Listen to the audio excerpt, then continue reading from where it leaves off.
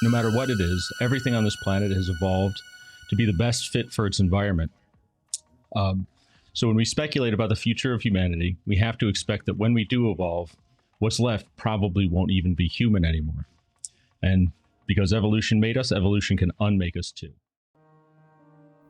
The Late Night Legends podcast is meant for a mature audience. Topics covered may be violent or sexual in nature and are not suitable for sensitive listeners. Please be aware of your surroundings. For specific trigger warnings, please see the episode's show notes. Testimony shared by guests of this show are their own and do not necessarily reflect the views of the Late Night Legends hosts or staff. This podcast and any linked materials should not be considered medical or professional advice, nor is the information a substitute for the expertise or treatment from a professional. Listener discretion is advised. Watch out.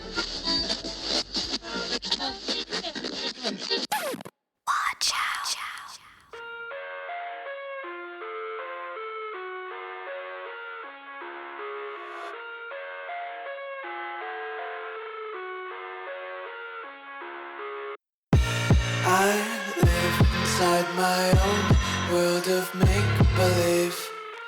Kids screaming in the cradles, profanities. All right, from the Atlantic coast and the great American Northeast, we bid you all a good evening, good morning, or good afternoon, wherever you may be in the world's time zones, because we cover them all.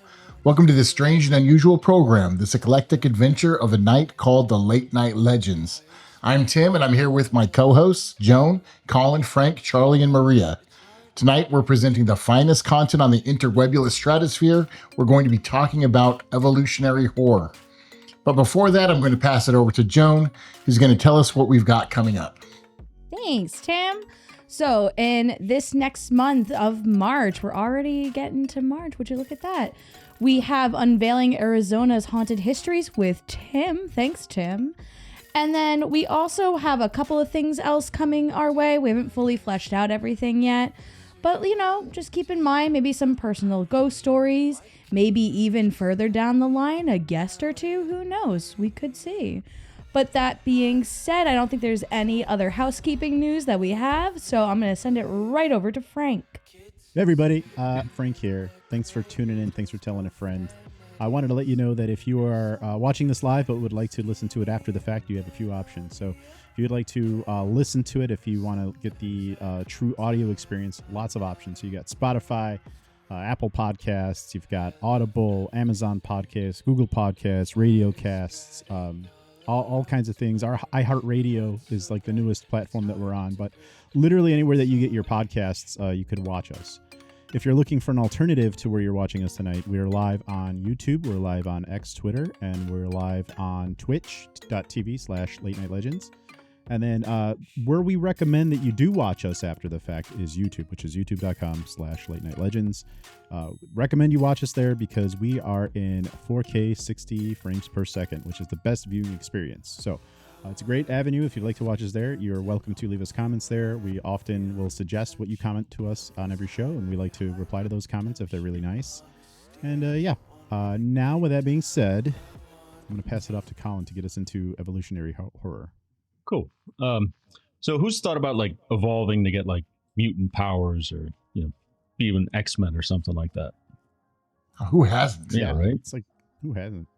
Well, I hate to burst your bubble, but it's probably not going to happen, and you probably wouldn't like it if it did. Because we actually don't know anything about the future of what evolution may hold for us, and we don't know the course of our world or our desires in the future, what they may be. If we choose to change ourselves or change the environment around us to better suit us, we don't know. But no matter what it is, everything on this planet has evolved to be the best fit for its environment. So when we speculate about the future of humanity, we have to expect that when we do evolve, what's left probably won't even be human anymore. And because evolution made us, evolution can unmake us too. So tonight I'm going to be discussing several works of fiction in which the concept of evolutionary horror takes place. Some are books, some are movies, some are video games. Anybody knows anything else that vaguely fits into this theme, please don't hesitate to chime in. I'm going to start with the Planet of the Apes, 1968 sci-fi film. If you don't know the film, it's about an astronaut who crash lands on an unknown planet only to find out that it's run by sentient, intelligent apes. And the apes treat the mute, primitive human beings as though they were animals. They can't speak. They're like basically cattle for them. After studying the astronaut, several of the apes realize that he isn't like the other humans. He can talk, and he is more intelligent than they are. Some want to help him, and others want him silenced because he may overthrow the ape social order. The end of the film, however, reveals that this is not an alien world, but rather a far-flung future Earth in which apes have evolved to replace humans, and humans have devolved to replace the apes. This is the result of humanity having destroyed the planet through war, and it doesn't really get into the specifics, but the Statue of Liberty is still there, and we made a great Simpsons sing-along episode where they just sing Dr. Zaius to the Dr. tune Seuss, of Dr. Seuss. Dr. Zaius, Dr. Zaius. Dude, that's the There you best go. song. Oh, yes, that's the best episode. That's a great episode. So I'm going to follow that up with Alien, a 1979 sci-fi horror film. If you haven't seen it, you need to see it. It's a must-watch type of film. It's a masterpiece of horror cinema, which focuses around an alien life form, which combines its morphology with the morphology of a host, taking aspects of the two of them and making a perfect killing machine, which is truly terrifying. The aliens concept was originally inspired by the work of H.R. Giger, a Swiss artist who specialized in making things that are designed to haunt your dreams. His designs mix human and mechanical elements, creating creatures that feel weirdly familiar but also deeply wrong. The film derives its horror partly because the viewer doesn't understand what the creature is. After all, it has acidic blood, it has two mouths, but partly is because it's unnervingly human. And as a fun fact, the original Alien costume actually contained a real human skull. So, yeah, it'd be fun wearing that one on a hot day. All leather and human skulls. I feel like you like to talk about people wearing human skulls. Yeah, Colin. there's a theme. How did you tie it back to that? I won't know. I Three for really three. didn't even realize I had done that. You got like a list of topics. You're like, human skulls, nah. Human skulls, nah. Oh, this one wearing a skull. Check. Check. Are we part of some summoning spell? Can I know this now, please? I wish. I kind of wish that would have been cool. On the 13th mention of a human skull on another skull is when a hole opens up somewhere to some portal. I actually made some skull buttons over the summer. So maybe it's a mental disorder. Maybe Colin's in the Skull and Bone Society. Oh yeah, big time. I heard Colin drinks a lot of skull. I do drink a lot of skull. Gross. No, I don't. Not at all. I'm sure you don't. Nobody does. You'd be dead. Yeah. I heard Colin's favorite character is Scully. Yeah, I like Scully. She's the skeptic. That's it. That's all I had. More like Skeletor. Oh yeah, that's my Oh, boy. What? favorite show is Bones. I did it. I got back. I came back. I'm in it. There you go.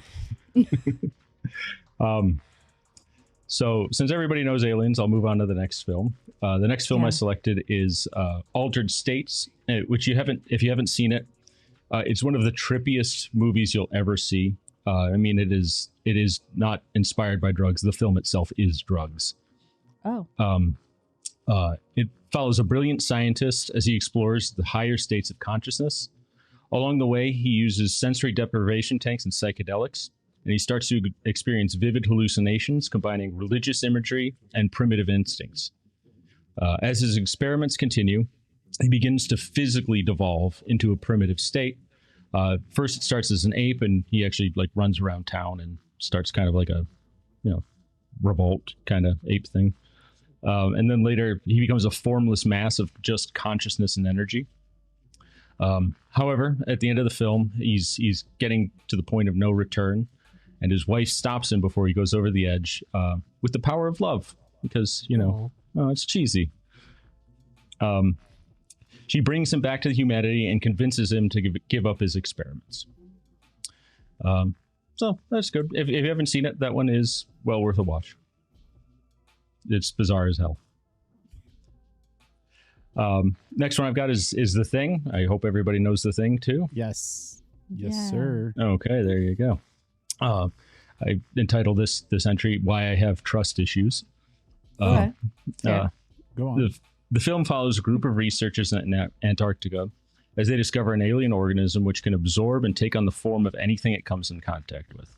The creature takes the form of several dogs and researchers and makes the rest of the group paranoid of each other by not knowing who is real and who may be the alien imitation. The end of the film is intentionally left ambiguous, leaving the audience questioning whether any of the researchers survived at all, or if it is just the thing waiting to be rescued on their behalf. This is, what does our humanity mean if we can be perfectly imitated by something that's just barely come in contact with us?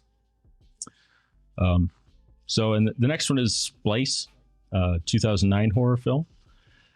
It's about two genetic researchers. Oh, have you seen it, guys? I've seen this one. Okay, all right. No. It's a weird one. It's another weird one. It's got Adrian Brody in it, so.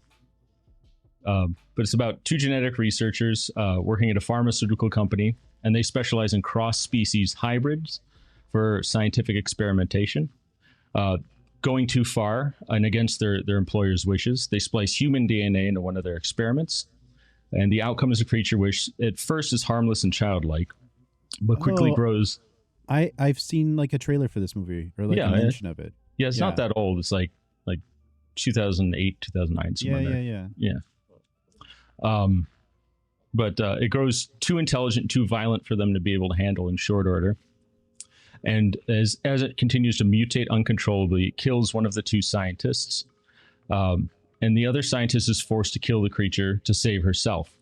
The film has a twist ending wherein the surviving scientist decides to continue to play God by herself.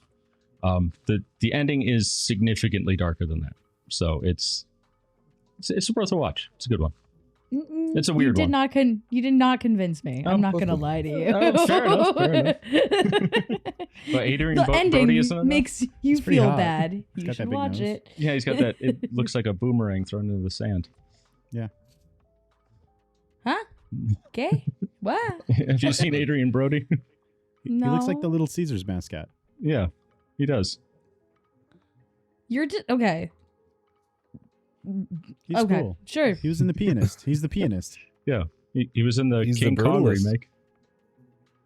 Yeah, don't you remember, Joan? He was in the King Kong remake, and like he saved the day, and they're like, "Congratulations." That's that? the line that I have tattooed above my left butt cheek. How did you know? Me too. And then the love Yeah. interest is like, "I appreciate you," like ape appreciate. And everyone, that's a stretch. Everyone, with that one. Yeah. Okay. Okay. Yeah. So moving on to literature, there's a short story by Harlan Ellison called "I Have No Mouth and I Must Scream." If you guys haven't read it, there is also a video game, an adventure game from 1995 of that. We mentioned that in our horror video game episode. Oh, there we go. Yeah. So if you're not familiar with the story, it's about the last 5 humans left on Earth, and they're being endlessly tormented by a supercomputer from the Cold War simply named AM. Angered by its imprisonment and in a network of cables and unable to move, but forced to submit to humanity's will, it sought revenge against its creators. Using the tools of war at its disposal, it eradicated life on Earth, save for 5 humans. These 5 humans, including the narrator Ted, are trapped for more than a century in the labyrinth that AM has made for them. AM uses its abilities to mutate and torment the prisoners, each in a different form of suffering. One prisoner, for instance, is turned into an ape-like creature with an animalistic mind. Yet another one is made to be severely depressed and just constantly thinking about suicide because, yeah, that would suck.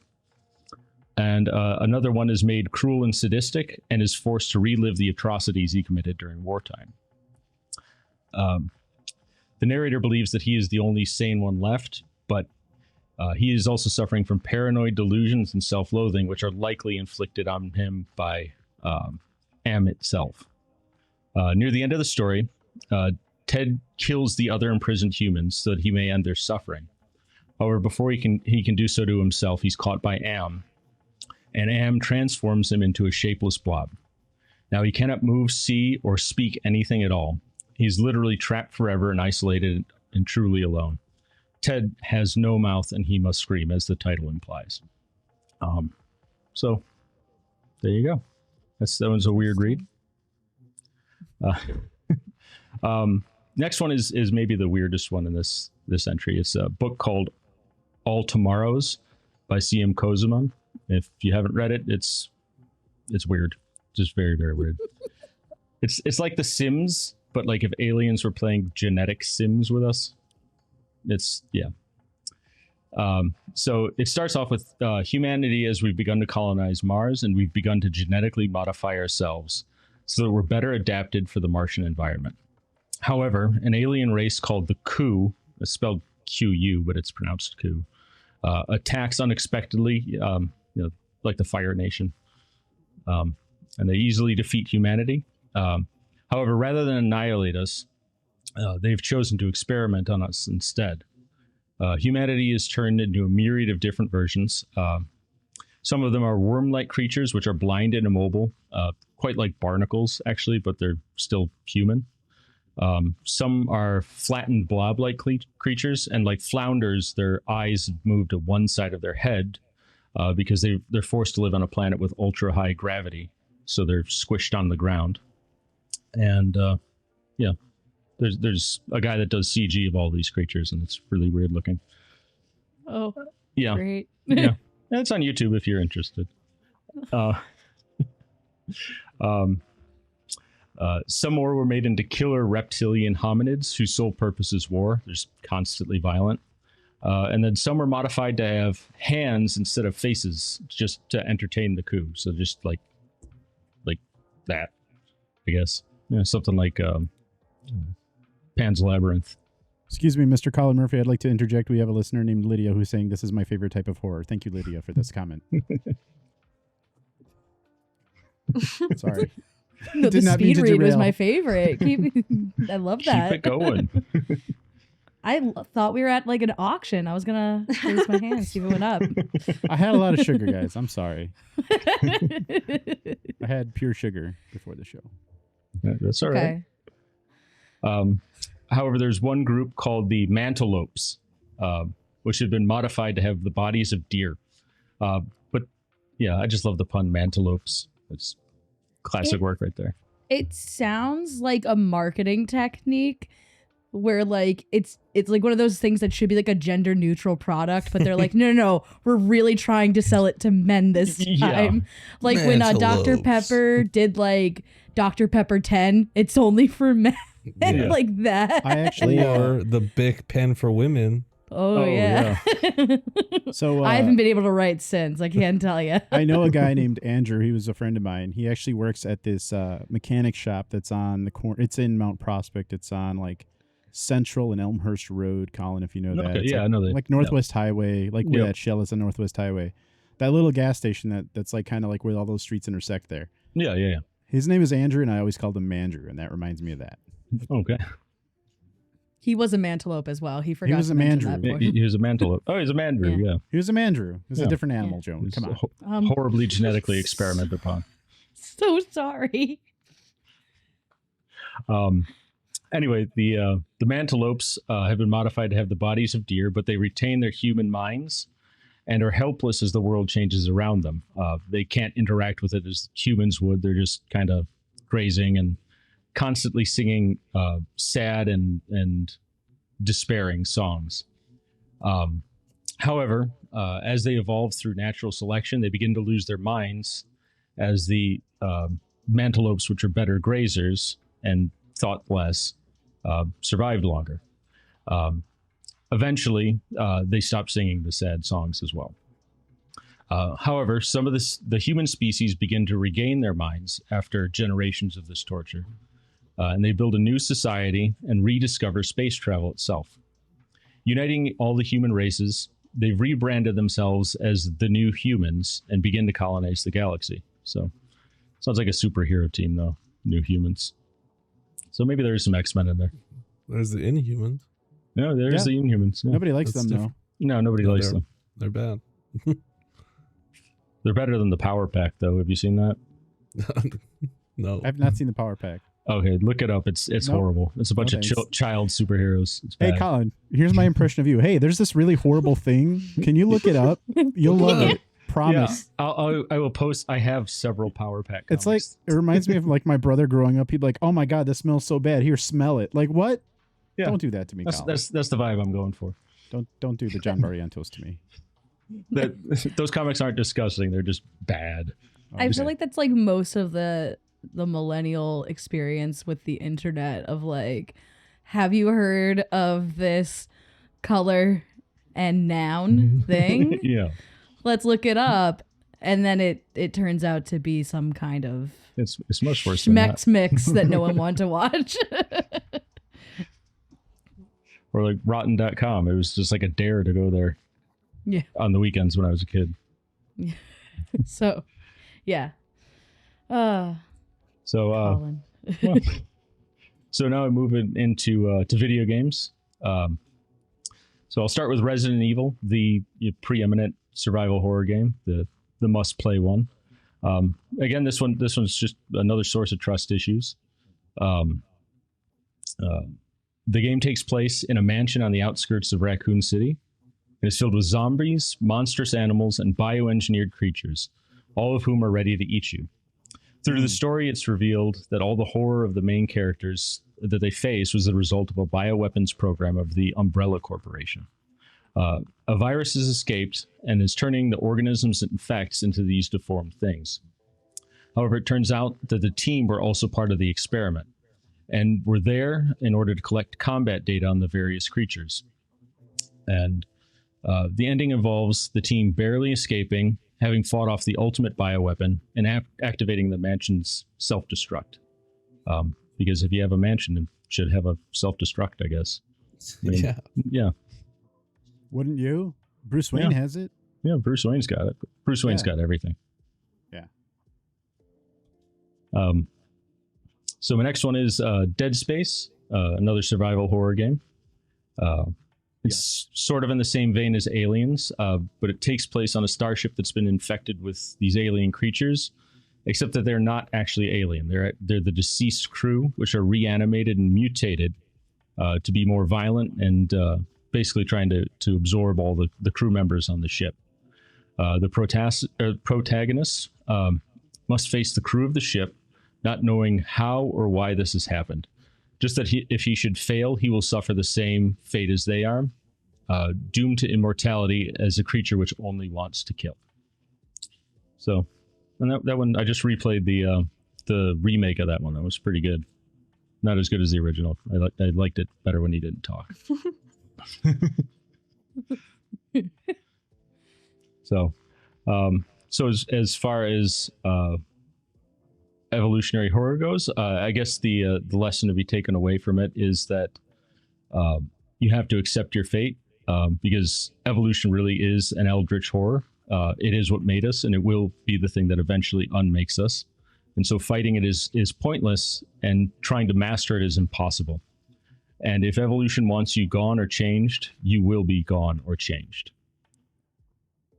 I was So also do gonna- we? Oh, go ahead. Oh, go ahead, Frank. I was just going to say, because you brought up X-Men, and there's a really cool quote about evolution within X-Men. I think it's number 2, that old Fox movie that came out. And it is Nature Laughs Last. And that's about evolution. I thought it's very fitting for your topic tonight. Yeah, that's right on the head. Go ahead, Joe. So a couple of things on my end. One, you were talking about like splicing human DNA. Mm-hmm. I'm very tempted to say dino DNA, but that's just 'cause we say that all the time. Dinosaurs. That's dino DNA. And human with animal, and it just reminded me of one of the most, I think Justin, my husband, calls it the most like saddest episode in all of anime, which is the homunculus episode of Full Metal Alchemist, where the scientist takes his daughter's DNA and tries to morph it with the family dog to make a homunculus. And there's a creature at the end that just goes like, "Daddy." It's very sad. But you're speaking about the fear of how evolution just changes us and we don't really have a say in it, and that's scary. But I'd also like to bring up the counterpoint of the evolution that stays constant and how scary that is.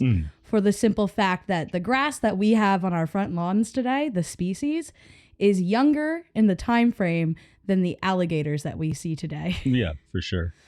So I think there's like a sense of horror in that too, where also things might not change. Yeah, they're just the perfect creatures for their environment, and It's like they don't great have white to. sharks. Great white sharks haven't evolved for a long time. Like they're very perfect apex predators. Very true. I also wanted to mention earlier, Colin, one thing that you were talking about when you mentioned the thing was this notion of, if an alien is able to adapt to a human being 100%, what is the humanity there, right? So that's a very interesting sort of notion. And that concept is actually called simulacra simulation, which is the Matrix is all about that, which is, if something, let's give you an example. This is what, because I learned about this in college. So everybody imagine that there's people out there that like they want to be sick, so they start feeling like they have real symptoms, right? And so like let's say you want to be flu sick, so then you start developing a cough, and then when you start coughing, your throat actually does sometimes get a little raw, so it tends to make you cough a little bit more. Let's say you get to a place to where you've emulated a sickness by one way or another. You've emulated a sickness to be near 100% unrecognizable to a real sickness. Would it be then fair to say that you're sick? It's a very interesting concept to kind of go down that rabbit hole and to really, there's whole studies about it. So really, really cool. I don't know if you guys want to answer that question on whether somebody's really sick at that point. You want to go around the room? We can do that if you want. What do you think, Colin? Yeah, I'd say they're sick. Maybe not with a virus, but maybe in the head. What do you think, Tim? Yeah. I think a lot of people can talk themselves into believing something, whether it's an issue or not, like hypochondriacs, right? They can really believe that something's going to happen, whether it is or isn't. But I think that, like Colin said, is its own type of sickness. Yep. How about you, Charlie? You think those people that are able to pretend to an extent where you can't tell whether it's real or not, do you think that they actually could be counted as being sick at that point, or do you think that they are still not sick? I mean, sick is a relative term, and it depends on which kind of doctor you're asking. Yeah, I don't know. There's definitely people that have somatic injuries or somatic illness. So there would be someone who's they don't know that they're doing it, but they're telling themselves that they're injured or sick, and so interesting, huh? Yeah. Maria, how about you? By proxy. Yeah, I agree with Colin and Tim that they're not there's not a viral or bacterial infection or anything else. It's more sick in the head. Psychosomatic. But then there's cases when you have an amputee and they have that phantom limb, phantom limb. Yeah, so there's those kind of a form of PTSD of being sick. Maybe you're sick for a long time and then you're physically better, but you still have those symptoms you're expecting as you start feeling it. So who knows? Yeah, it's a really good example. Very interesting. Also, one of the movies, you didn't mention it, but I was thinking of The Fly. Yeah. Yeah, for sure. I was going to include it, but I felt like I was hammering the movies a little bit too much. But no, it's a great movie. It's a fantastic film. That movie was out when I was a little kid.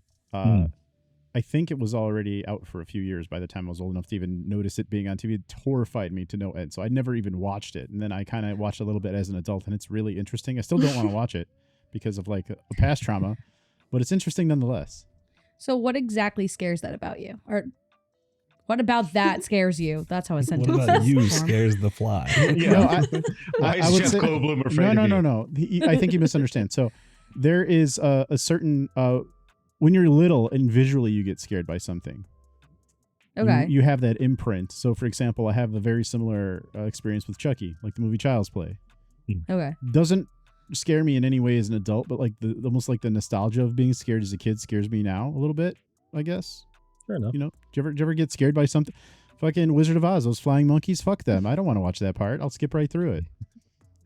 I don't know if you guys have anything like that where something scared you as a kid, you still don't want to watch it as an adult. It's not like it scares me still. I just don't care to kind of watch it. Well, you said it was interesting and you still don't want to watch it, so I thought maybe It's actually right up my alley. It's like a teleportation machine or something, and he gets in, and then like the DNA swaps around, and it's all kinds of weird fly evolution gone wrong, or like teleportation gone wrong. Like it's right up my alley for some movie I'd watch, but like I have no interest to like watch it just because it used to scare me.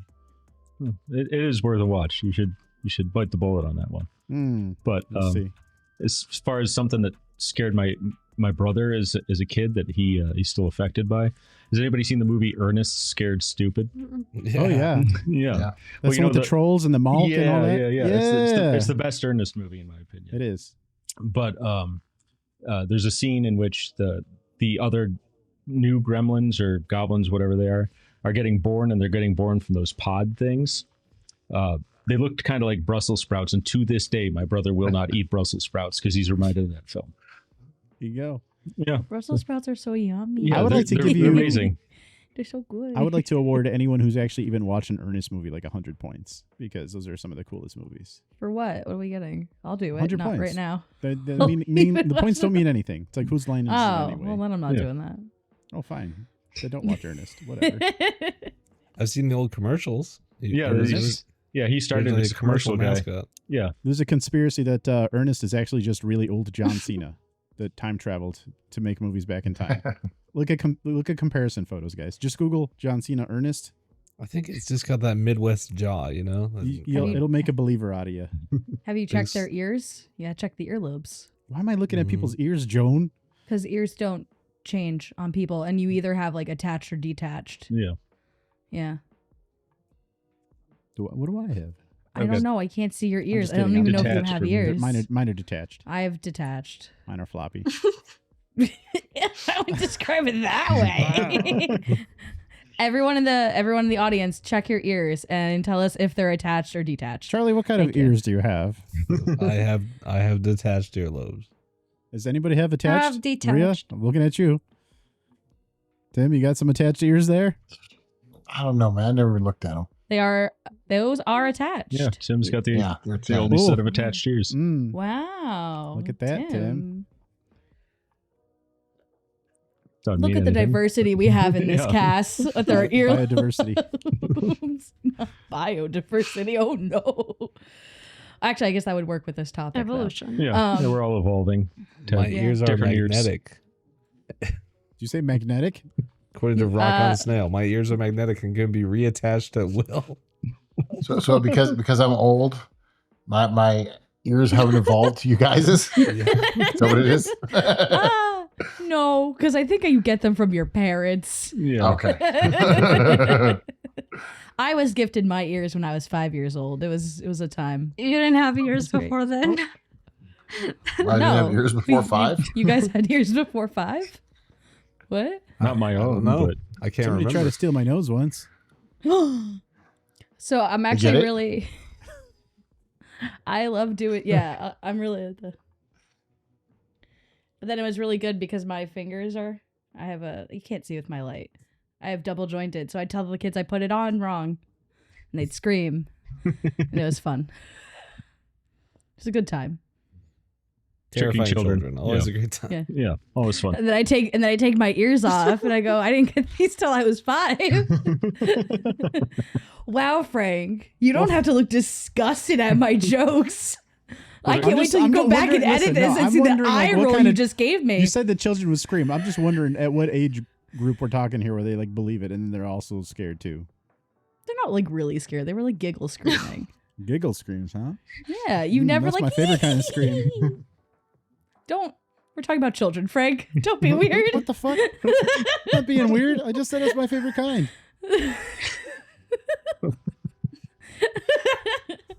But yeah, no, Frank, I can't wait till you go back and see the eye roll you gave me because I thought they're gonna get stuck back there for a hot second. Okay. Okay. I'm sorry, kids. Mom and Dad are gonna take this outside. We'll come back in a little bit. Dad doesn't even know what's going on. But yeah, this topic reminds me, and I think they've come out with a few of them, especially like now post-COVID. But like there was like a Time magazine or something at one point when I was in like middle school that talked about like how humans are going to evolve. And like just because like we had just gotten cell phones, they're like fingers are gonna get teenier so they can fit the keyboards. Not thinking we could make the phones bigger so that things could fit. But also, and I think this has like been a common one, is that we're all gonna all like end up hunched. Me hunching because over that's right how now. we all like sit now. Everyone check your posture. Up and back. But like because we all like sit at desks hunched over, we're all so erect, right? Instead of like typing. And that like our eyelids would be weird. Yeah, It was so I've heard of interesting. also like, oh sorry, and like No, holding go. our phones or just having screens so close to us that like our eyesight is like also like being affected and stuff. So yeah. I used to be an iOS developer back in the day when iPhone 3G was out, and it's really cool when you look at the history of phones, because when phones first came out, like when smartphones came out, they were like supposed to be like handheld size, and it went from like people were trying to make phones smaller and smaller and smaller and smaller, and then they started getting bigger and bigger and bigger again. So now it's like people are holding basically fucking tablets again in their hand, and then it'll be interesting to see if we're gonna take a step and then just go smaller and smaller and smaller again at some point. But I wanted to mention, Colin, how could you leave out the best movie about evolution that we have?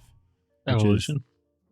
Which is the Super Mario Brothers movie. Oh, yeah. No, Super Mario Brothers movie.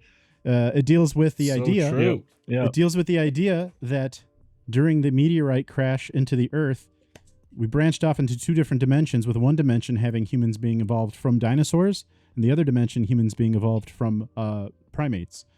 And the whole movie actually somehow revolves around that particular story. And in that movie, they've actually invented a machine in the dinosaur world that can evolve and devolve human beings back to animals or Goombas somehow. I don't know how those fit into this. Or why is the king just some fungus? The king is a fungus, and the antagonist is a... he's a fun guy. And King Koopa is a T-Rex. Yep. If you guys want to learn about evolution, it's a great movie to watch. Yeah, I'm just saying. It's a good starter class. It's a starter, for sure. Yeah. Well, as far as movies, I wanted to mention Annihilation. I don't know if you guys have seen that one. Yeah, that one's a good one. That's It's so good. Natalie Portman. Yeah. Oh, Okay. I'm gonna look Can that we know movie the up. plot and not just Natalie Portman? So Natalie Portman's there. And No, that's what's that it. called, That's all Charlie? that happens. It's called Annihilation. And this meteorite essentially falls. Between the book and the movie, it's a little different, but this meteorite falls in this area. And the author kind of based it off the 2005 big oil spill, where this leak of maybe extra dimensional energy or something is affecting this whole southern coast. In the book, they say, I think explicitly, is Louisiana, Florida area. Or in the movie, sorry. In the book, they just say it's some country, but and then everything inside this area just starts to slowly change. So there's like plants that are like humanoid, and then there's like a alligator, but it's got like multiple rows of teeth, like a shark, and like this big weird bear, and all this stuff. The bear is terrifying. Horrifying. Oh, yeah. It's very good, and it's kind of similar to Color Out of Space, which is Lovecraft, where a meteorite falls and this weird virus starts taking over stuff and mutating things like that. But I do believe I'll turn that movie after the show, Charlie. Thank you so much. it's well worth it. Oscar Isaac as well. We don't torrent anything Oh here. yeah, no, I definitely don't. Did I say that? Yeah. No. I meant to say acquire legally. Yeah. Purchase it on Blu-ray, sir. I'm gonna go to my nearest Still sell Hollywood discs? video. Yeah. I'll rent it. Blockbuster for me. I'll see you there. Yeah, I do find this like concept very interesting, Colin, and also the way that like does the fear of evolutionary horror come from the lack of control, or like in the idea that because you mentioned like scientists making creatures and, you know, for lack of a better term, playing God. Or is it the reminder that we are not our own gods in this like world. Yeah. That there are other forces upon us. So like I guess just around the room as well too. Do you find like your own evolution scary, or do you find other people doing evolution scary? Like forcing evolution? I would think forcing evolution.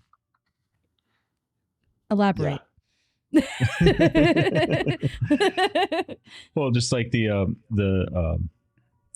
All Tomorrows novel, it's just forced upon us by a basically godlike alien species, and we have no control over it. Just changes our environment until we change to the whims of an alien species, and sometimes even just for their own entertainment. And that's horrifying. You'd have no way of stopping it. You're just trying to survive effectively. Your body just wants to survive in its environment, and nope, you're in trouble because you're not going to be human after that. Yeah. To piggyback, I guess, like for me, it's also like I would fear more the forced evolution. Because if it's like just nature doing it, there's a bunch of years in between and it's more of a gradual change. Whereas force, it's starting from humans just wanting to experiment and have fun and just kind of torture whatever is being experimented on. And yeah, so. And then Tim, you also gave an answer and I didn't force you to elaborate, so now's my time. Elaborate. Perfect. Yeah.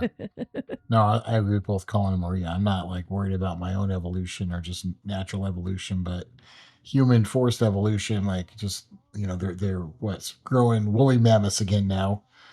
You know, what's next, right? It's a little scary. Dino DNA. Yeah, have they learned nothing from Jurassic Park? Jurassic Park. Right? Again, Charlie. you gotta. Okay, sorry, Colin. You gotta just avoid Jeff Goldblum in that, you know. It all comes back to the Goldblum. He survives. I think he's our only hope. Yeah, he's the one that saves the day. Yeah.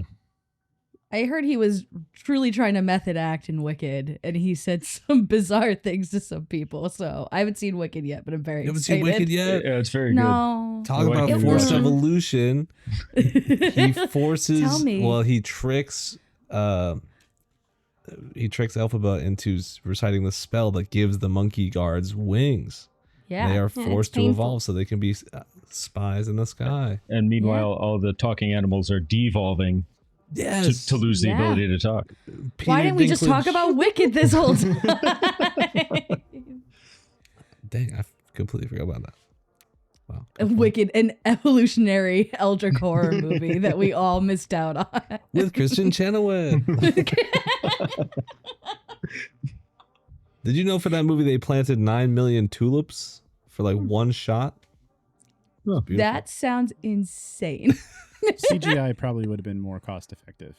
Yeah. Yeah, probably. but you wouldn't look as good. It's like that scene in Interstellar where they've planted what 50 acres of corn, and then they just for that one scene where they're driving through the cornfield. Where they burn it and then run it over? Yeah. Then they sold the rest of it for a profit. The movie made a profit because it sold all that corn. Oh wow. Did they get that like farmer subsidy where like from the Great Depression? Yeah. That's why they picked corn specifically. I don't know. You telling me they planted tulips for that just like brought me back to the between chapters in The Devil in the White City and them talking about flower architecture. I'm just like, okay. I have a confession to make. I could not get through Devil in the White City. Oh, no. It is really dry. It is really, really dry. I probably should have just skipped over the World's Fair chapters, but I thought it would be important. But yeah, no, that's interesting. Frank, same question that I posed to everybody else. I think that the scariest aspect of it, and this is talking from a real perspective, not a joke, there have been real talks at the World Economic Forum by Klaus Schwab, if you're familiar with that fucking supervillain. 4IR. He talks about how the future of human evolution will be completely decided. And what's scary is not only will it be decided by certain people in power and who has the ethical right to do that, but then also what traits are they going to decide for us to have? And he suggested that traits like, subordination and like obedience could be the traits that they will instill into us along with certain intelligences, but sort of takes away our ability to, get those things from nature and have, natural selection choose those things for us. So for me, that's particularly terrifying because it's not a question of if that'll happen. It's a question of when. And yeah, and again, who is going to decide to have that power to do that with people? So I'd also like to mention that really good movie to watch on the same topic is Gattaca, if you've seen that one at all. Yeah, Amazing movie about technology, deciding traits, and all of that kind of stuff. One of my favorites. Yeah, it's a good one. But that reminds me of the plot of The Time Machine when he goes to the future, and there's genetic haves and genetic have-nots, and the genetic haves are in charge no matter what, and the have-nots are the subordinate class no matter what. What a dystopia to have a society where people are from birth given certain privilege, like not even born yet. Like right now, you could make an argument where, people are at least physically kind of equal sometimes, right? At least there's like a baseline, maybe, generally speaking. I don't know. All I'm saying is we'll get to a point where that's no longer going to be the case, and that's going to be a true dystopia where it's like, oh yeah, this kid, like, we already know what exactly he'll have trait wise. It's really really dark. I feel like we get warned about things like that, such as like, and mind you, I haven't read it since high school, but like, isn't this like the plot of Brave New World with the decanting of babies, and the betas and the alphas? There's so much fiction out there that talks about this kind of stuff. It's like it's a really deep seated fear. Charlie, what did you have to say? So, you're gonna have to come back to me. I gotta remember the name of this book. Okay, just kidding. We're not talking to Charlie right now. I got it. Okay, we can't talk to Charlie. I don't know if you guys read this short story, Harrison Bergeron. Yeah, Kurt Vonnegut. But this one guy is born naturally super graceful, super strong, and everybody is, to make them equal, they're given like these weights and masks and things to make everybody's equal. Nobody can be better than anyone else. Very interesting. It also reminds me of, like, it's not a horror movie, it's more like a kids movie, but it's The Giver. Yeah. Oh yeah. Familiar with that? I think they made everybody read that. Tim, are you familiar with The Giver? No. Do you want to explain the plot is there, Maria? For Tim? Yeah, I mean, don't quote me because I've only seen the movie. I haven't read the book. I should. You need to read I'm sorry. The book is actively better than the movie. In the way, mind you, I've never seen the movie, but there's a reveal in the book that is so good that like makes you go back and reread the first like half of the book again. When you realize what happened, and it could just not be done in a movie. But anyway, do you want to explain it? Because like I watched this movie like years ago. Joan, you should explain it to Tim. I don't fully remember the plot, which is so bad because I had to teach it at some point. But no, I don't remember the plot at all. Oh, that's so bad. Justin, quickly type it.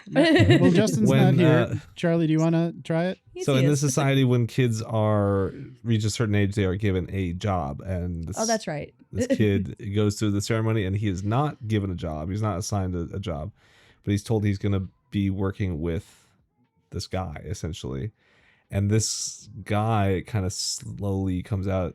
He is like the repository for all human like emotion and everything that is memories, good or interesting, and even pain and suffering, because everybody in this world is just kept bland. There's no great high, there's no great low. You have this everybody kind of stays in the middle, and it's like black and white world. And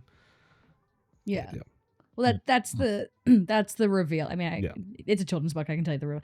There's like partway through the book where he's like, after talking to the giver several times, he sees like his friends like tossing, I think it's like an apple, and he realizes, he's like, that apple is a color. Yeah, that's different. And then you realize that these people have been taught so much that like everything is the same, that they see things in black and white, and only people with this like enlightenment to like really look at the world see things in color.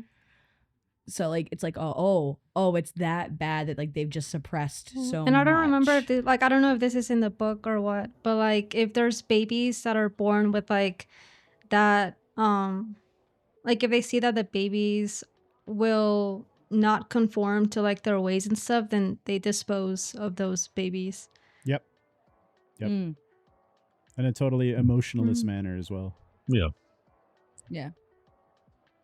I remember It's also, that I think, a chapter. similar plot to like The Uglies, which just had a movie that came out Mm. recently that did not do well. It was a bad movie because everybody in that movie looks like a movie star, and there's no uglies. It's just like, What? Charlie wants more ugly. well, I'm just saying, if you're calling it the uglies, and the whole point is that some of these people are ugly, and then when you're 16 or 18, you get essentially plastic surgery, and you get to join Yeah. the pretties. Yeah. But everybody in that movie just looks like a movie star, so it's like, Yeah. it doesn't make any sense. But yeah, it's like it's a similar premise where like they're like, your naturalness is gross. You need to fix yourself. So yeah, a lot of dystopian novels. It sounds like the adult ones are scarier. But the kid ones are very like warning of watch out for us. It's also similar to the plot of Stephanie Meyer's other project, The Oh. Host. Yes. But those are aliens. Yeah. And that's such a bad book. It's so bad. So we have a comment by Lydia saying no one has said anything about Pokemon evolving. Oh yeah, the Eldritch Horror Revolution of Pokemon. I Yeah. totally forgot. You're right. So sorry, Lydia. Thank you for bringing that up. Guzzlord. that's evolutionary horror right there. I've been watching this channel recently called Drawfee, and it's like 4 artists who like get prompts and they just draw. And they were talking about they did a random word generator and they got like grief lizard to make a Pokemon out of.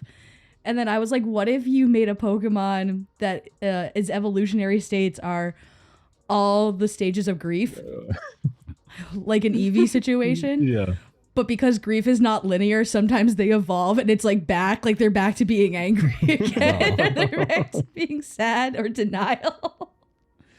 So yeah, that's my bid for Pokemon. If anyone wants to take my idea and then pay me a little bit of money for it, or don't, I don't really care. I'll laugh anyway. The Pokemon of longer have- denial.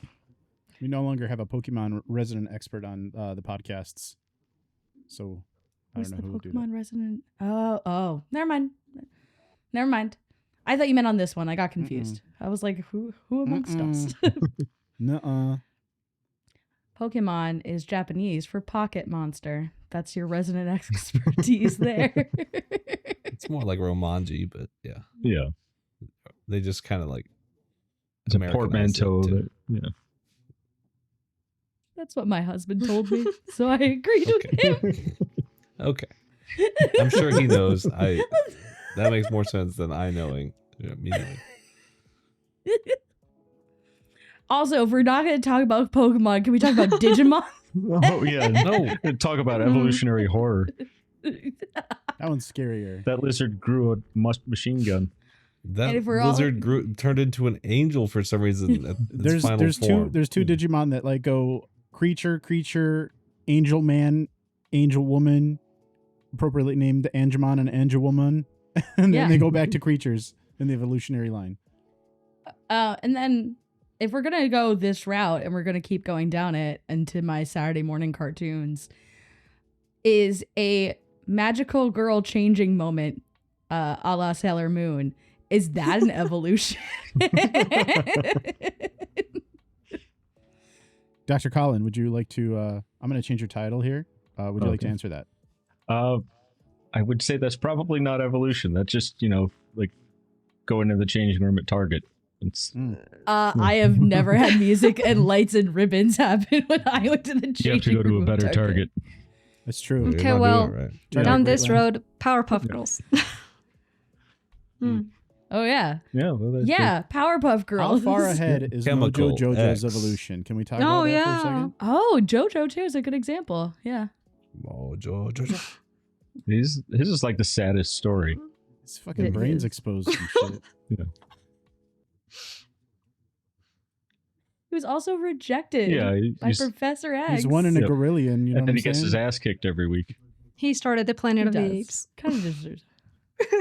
Oh my gosh. Yeah, there you go. Wouldn't you? Bring it full circle. You know what? I've been struggling with the opening music here, Colin. Let's just do. You and I can sing one of the songs from Planet of the Apes, the musical. We'll just open the show with that. Sounds good. Are you gonna do it well? Are you gonna get parts? No? Uh, What? you sing it We're in just gonna- parts? No, 3-part we're just- harmony with 2 people? It was a joke, but I suppose we could try. I don't think it's actually a real musical, is it? It probably is. They're still cranking out those movies. Yeah, there. You know they're You still cranking know, out. when there's a movie franchise, there's always a musical along with it. True story. That movie franchise is my dad's favorite. For some reason, I don't fucking know. I think he was a Charlton Heston fan because like Charlton Heston used to do like the Bible movies or whatever. So my dad's like, oh my god, Planet of the Apes, and my dad still is obsessed with those movies, and like he's like, oh, is there a new one coming out? I heard there's a new one coming out. I'm like, there's no new one coming out. And then I look, and like Andy Serkis has made like 8 movies in the last 10 years somehow. No, Caesar's dead. Is he dead? I'm gonna tell my dad, Charlie. Now it's I'm Kingdom gonna of the text him Planet right of now. the Apes, and it's set after Caesar establishes the kingdom, and like it's kind of we're getting closer to coming back to the first Planet of the Apes where There's a few that got a little nutty there, and I know that because I got those movies from my dad, and I they're tried really to like, good. There's a couple in there that The are old ones are. the older ones. There's like Yeah. Planet of the Apes like 2 and 3 are really nutty. Well, the Mark Wahlberg one is just a waste of time. Most of his movies are a waste of Planet time. the Apes. Yeah. Well, to be honest, most of his movies are a waste of time. Are you saying The Happening is a waste of time, sir? Yes, I am. Yeah, me too. Wait, is that the one with the mist or the plants? That's the plants, The right? plants, yeah. Oh, the plants. Yeah. That's Is kind some- of evolutionary. Is horror. there somebody Kind playing of. ping pong in someone's background? Wait. I guess the happening is that movie just makes me so angry. I don't want to think about it. It's not good. No. Better He's than like The Village. The Village was at least it was an interesting concept. It was an interesting At least concept, the concept was nice. but yeah. The happening, Yeah. the happening. You're hoping for a good concept, and then by the end of it, The you're like, oh, happening that's had the a problem. the happening brought up a really cool concept that we all could have feared a little bit, and then but forget about that. It's the plants, actually. Yeah. They're like, it could have been biochemical warfare, and you're like, that is terrifying. That's really scary. And they're like, the That's plants just are plants. angry Plants. at It's just the you. plants fighting They back. big angy. They I love near the end of that movie how they try to portray the plants as villains. Like they'll show a bunch of like weeping willow trees just like blowing in the air like violently, like like you're supposed to like get afraid. You're like, oh my god, what? Those trees We're are all old. Mark Wahlberg talking to that one. They're like, that's a fake plant, you idiot. For anybody that wants to leave a Mark Wahlberg impression in the form of a video into our comments, I will send you $50. Well, you can't be related to the show. I don't want any friends or partners. I was never going to try. Stay What? prayed up. I don't want to see Justin like shave off his facial hair and then do Mark Wahlberg under like a fake I don't throwaway think channel. he has a Mark Wahlberg I bet he impression. fucking does. Well, I bet he would. You also didn't Come on, specify come it on. has to be a good one. No, it doesn't have to be a good one. It could be a totally fake one. I don't think he does. Everybody That has man a does a Mark lot of- Wahlberg if they Does try hard Justin enough. do impressions? Justin doesn't really do impressions. He's gonna come down later and yell at me and go, "This is all my impressions. Here's my full repertoire." I hear a cell phone. We got ping pong. I think somebody was cutting their nails earlier. All kinds of sounds that I'm gonna have to take out and post. Everyone, just start kicking your tables now, so Frank has that to enjoy later. Whoa. Is that your Bela Lugosi? That's my Mark Wahlberg. Charlie's got something here. Oh my god, I can't wait to watch that. I thought this was gonna be you, Charlie. It's Oh not. no, Okay. of course not. Kind of looks like it could be Charlie though. I don't see Charlie wearing that. I don't know. I think if I the don't- time was right. I think What if, time would that be? Hammer Like time, 3:00? Oh, maybe. 3 a.m. Those pants are too tight for hammer time. What are you That's talking true. about? That's true. I can see that man's cell phone outline. All right, I'm done now. Okay. Thanks for giving us something to watch there, Charlie. Yeah, if someone needs inspiration for their Mark Wahlberg impression, there you go. Rock on Snail says, I don't want any friends. That's his Frank impression. I actually, to be completely honest with you, I don't like keeping around a lot of friends or a lot of acquaintances. I like to have. I'm sorry, my will you little- just go fuck off then? I'm I so like sorry a that little, we I like a little intruded on tight your knit group of Monday. friends that are pretty close, and that's how I'm happy and I'm content with that. Speaking of which, The it's same way, almost Frank. 11 o'clock. Thanks, Let's, Tim. or it's 11 o'clock here. You guys want to start doing final thoughts? Yes. Is that your way of saying should we do final thoughts? You just said what time it was. You're like, oh, look at the time. What I need like a Victorian timekeeper, like the little boys who shout on the edge of the street, like the time is. That's what I need. It'd be cool if you had like one of those old school watches that have the chain, or like a cuckoo clock that you could put Like a right at the pocket hour. watch was the Pocket first thing you were watch? describing. Yeah, I've got a pocket watch actually right over here. There's me some see it. somewhere in this house. It's under my 3D printer. No, pull it out. Come on.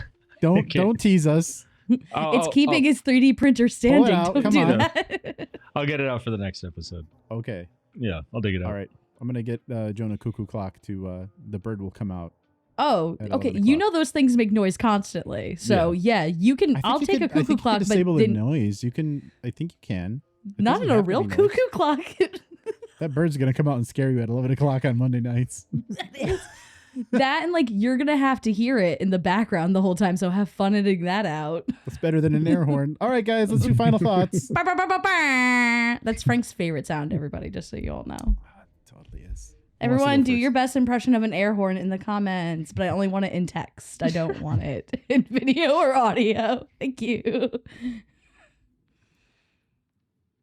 Who wants to go first? Final thoughts, anybody? Okay. I will go first because I have the time. My final thought is that I do find this topic very scary in the way that I can see it happening in actual time. I was thinking about too how like we have just statistics of how violence went down after unleading gasoline and things like that, and how like that is part of the evolution was the environment that we're in, and how it can happen to us as a group and us not even notice it. So that's pretty alarming and pretty scary, and I understand why they make a lot of YA novels about it now. So yeah.